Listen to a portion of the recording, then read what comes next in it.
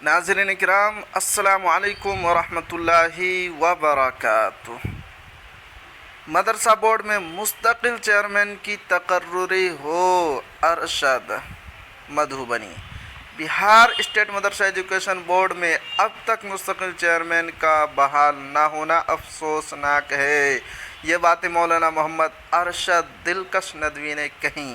उन्होंने कहा कि वज़ीर आला नीतीश कुमार से हम सब की दर्दमाना अपील है कि जनवरी 2022 को चेयरमैन मौसूफ के जाने के बाद से अब तक मुस्तकिल चेयरमैन का ओहदा खाली है, लिहाजा जितना जल्द हो सके चेयरमैन बहाल किया जाए।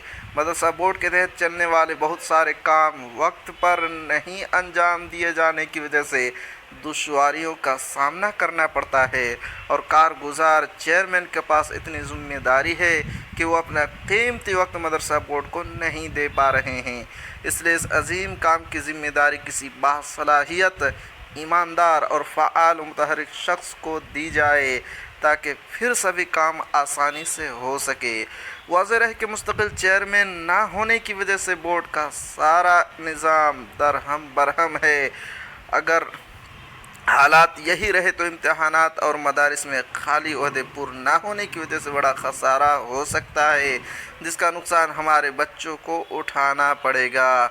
मौलाना अल्ताफ़ हुसैन ने भी मज़कूरा बातों की तायद करते हुए कहा है कि यकीनी तौर पर मुस्तकिल चेयरमैन का ना होना अफसोसनाक पहलू है, लिहाजा हम सब अपने वज़ीर आला से मुतालबा करते हैं कि जितना जल्द हो सके मुस्तकिल चेयरमैन बहाल किया जाए।